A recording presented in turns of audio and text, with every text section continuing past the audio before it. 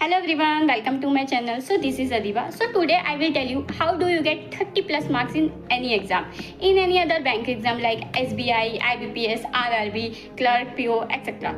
So इस video में आपको पॉइंट के बारे में बताऊंगी and next English grammar reasoning then उसके बारे में बता दूंगी। तो पॉइंट के बारे में जान लेते हैं। सबसे पहले वीकनेस पॉइंट देख लेते हैं कि हमारा वीकनेस पॉइंट कहाँ पर रहता है। तो जैसे हमारे जो बहुत से स्टूडेंट होते हैं, सर हमें क्वेश्चन समझाते हैं, अच्छे से समझ में आ जाता है, देन फिर हम जब सेल्फ प्रैक्टिस करने बैठते हैं तो पूरे दिन लगे रहते हैं लेकिन पूरा रिजल्ट नहीं आता, हमारा आउटकम नहीं निकल पाता। हम एफर्ट्स तो बहुत करते हैं लेकिन जो हमारे रिजल्ट आउटकम मॉक देने जाते हैं, मॉक में हमारे सफिशिएंट नंबर नहीं आते, अप टू द मार्क नहीं आ पाते हमारे मार्क्स, तो कहीं ना कहीं तो हमारी वीकनेस होगी ना कि हमारी किस चीज़ में प्रॉब्लम है, क्या स्ट्रेटजी हमारी होनी चाहिए क्वांट के लिए। तो अर्थमेटिक को हम 3 पार्ट में डिवाइड कर लेते हैं। सबसे पहला आ गया स्पीड मैथ, फिर आपका DI, देन आपका अर्थमेटिक। तो स्पीड मैथ की बात कर लेते हैं। स्पीड मैथ में ऑल ओवर सारा कैलकुलेशन का मामला है। आपको कैलकुलेशन आपकी माइंड में ही स्ट्रांग होनी चाहिए। ये नहीं कि आपको बस पेन पेपर के कर रहे हैं, आंसर दे रहे हैं, आपको पेन का बिल्कुल ही यूज़ नहीं करना, खासकर स्पीड मैथ के क्वेश्चन में। स्पीड मैथ के क्वेश्चन में आपको माइंड में ही सारी कैलकुलेशन करनी चाहिए। ये आपका कैलकुलेशन का जो पार्ट है आपका DI में भी हेल्प करेगा और अर्थमेटिक के क्वेश्चन में भी हेल्प करेगा। तो इस चीज़ का बहुत ध्यान रखना है कि कैलकुलेशन सारी जो हो वो आपके माइंड में ही हो।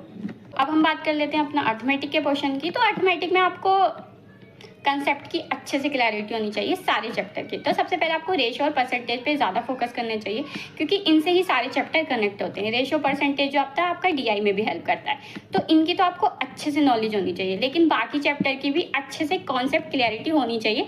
ये नहीं कि फॉर्मूला रट रहे हैं, कंसेप्ट अच्छे से पता होनी चाहिए क्योंकि बैंक में जो आपके एग्जाम आते हैं वो आपके कॉन्सेप्ट के बेस पे ही आते हैं, ये नहीं कि फॉर्मूले के बेस पे आ गए। तो कॉन्सेप्ट क्लैरिटी मस्ट नीडेड।